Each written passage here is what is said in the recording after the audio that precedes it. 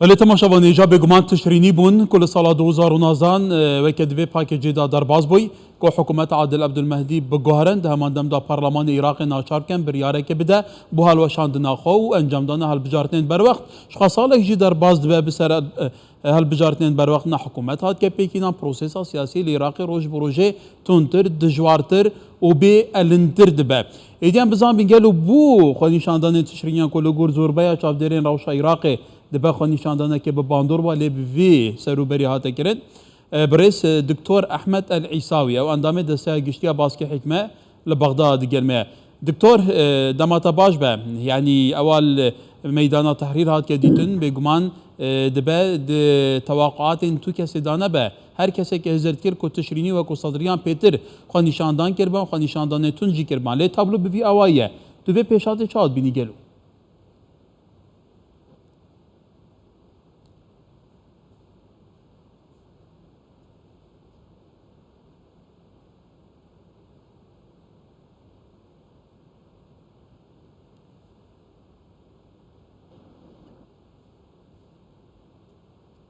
اولا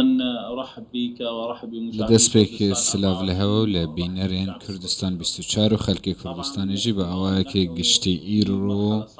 ئەم لە قۆناغەکە گەلێکی بزەحمەت و شەرمزاری دەنە ئەم شتێکی دبینن کۆ پۆزەتیڤە و دموقراتی هەیە لێ تەڤایە جیهانێ و ڕێکێ دەکە خۆپیشاندانên ئاشتی وەرنەکردن و هەروەها کارێ سیاسی هەرە سەرڕێ خۆیان ڕاست ئەو خۆپیشاندان بوون لێ خۆپیشاندانên توشرینێ خۆپیشاندان نامەیەک بوون و بە حکوومەتێ ڕەبێژن بە بەڕێز مستەفا کازمی و چێ داواکاریên توشرینیە نەهاتنە جێبەجێکردن و ڕەنگە بێژن ئەف حکوومەتە وێ داوای بێ و داواکاری نایەن جێبەجێکردن نامەیەک بوو کو بێژن حکوومەتە داش پێشویستە حکوومەتەکە بەهێز بە کو داواکاریان بجێ بینێ حکوومەتێک بێگرنگیە بدە گەنجان و دەخوازن حکوومەتە داهاتی حکوومەتێک بێ لە هەموو کێشیان چارەسەر بکە لە هەرێما کوردستانی و ناوەڕاست و هەموو ناوچێندنیان عێراقی گرنگن ئەکتیڤیên گەنجان و خۆپیشاندان هەموو vەیەکێژە حکوومەتە داهاتی دەخوازن خۆپیشاندەران جارێکی دن نامەیەکی گرنگدانە پارتیên سیاسی و پێویستە قانونا پارتیên سیاسی وەرە دەرخستن و ئالیên و چەک لە دەستێوانە بکەون دەرڤەی پرۆسەیە سیاسی و ئەو ئالیên و تەمویلەوان پارتیên سیاسی دکن ئەو کارێکی گەلێکی گرنگ بوو و بڕێە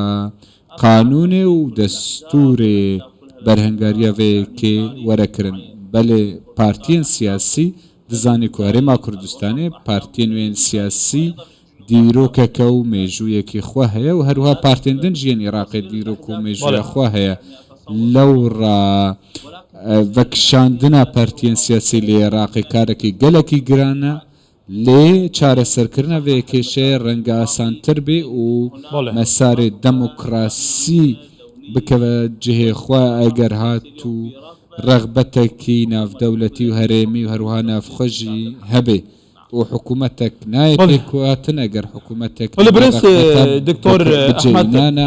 هەڵبەت حکوومەتێت بەرەیەت عێراقیژی پشتی 2003 ئەف حکوومەتە هەموو دناوەقە ئیراناندا جدای بوونە ئەف حکوومەتە هەموو لەسەر بێگومان کارنامەیەکی سیاسی لە هەفتەی گەشتێکی سیاسی جدای بوونە دەمێکێدا دەستورجی لە پێشکەوان بوویە لێ چه حکوومەتێکی نەکاریە پرزگرێکی نەساسی لە عێراقی چارەسەر بکە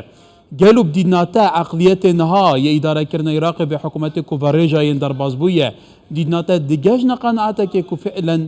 بە ئەوەیەکی دی ئیدارە وی وڵاتی بکەن پرزگرێکا چارەسەرکەن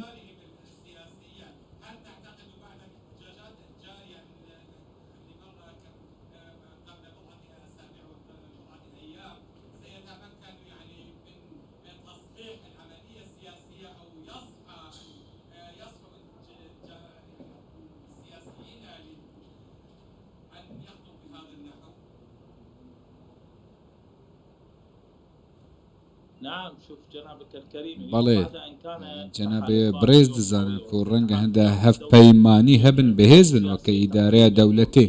هەموو کوتلێن سیاسیژ کورد و سونە و شیعە و کریسیان و تورکمانیاژی بەشداری کردە پێویستە سەرکەفتی بێژ بەرک و سەرکەفتەوەی لە هەموو جهێنی عراقێ ببورن سەرکەفتی بن لە ناوڤەڕاست و هەموو ئالیێنی عراقێ هەموو ئالی تێدا بەشدارن و ئەف خۆ پیشاندانە خەلکێک و لەسەر جادەیان دەبینن خەلکێڤان پارتانن لێ ئەو تووڕەنە لەوڕە پێویستە لەسەر حکوومەتە داهاتێ و ئالیێن سیاسی پشتی ئەو ڕەوشە چێبووی ئەف هەف پەیمانیە و چێبووی پێویستە vê ڕەوشێ بداوی بینن دەرکەون ژvê ڕەوشالۆسک و چێبووی لە عراقێ و هەروەها ئەف ئالۆزیێن لەسەر جادەیانژی نەمینن و ئەف گەندەلیاژی 2003 حیانەهاژی نەمینن هەموو ئالی بە چوارچەوەیە هەماهەنگیڤە کوتلەیان مەزنن و هەروە بەرپرساتیان مەزنژی دیگەرنە ئەستۆش بەرک و سەرۆکوەزیران ژوان دەبێ و دزانن و سبەڕۆژە داهاتی قۆناغەکە جێواز دەبە پێویستە ئەوژی جێواز بن و هەروەها مەسارە سیاسی لە عراقێ بڵینن سەر سکێ و هەروەها هێڤی ئومێدا بدن خەلکێ بدن ئالی گرێن خۆک سەرجادەیان ڕاوەستانە بەڵێ برێس دکتۆر ئەحمەد ئەلعیساوی ئەندامی دەستیا گشتیا باسکی حکمە لە بەغدا برای ئاسکای پێت گەلمە بە ڕۆژێکی خۆش دکتۆر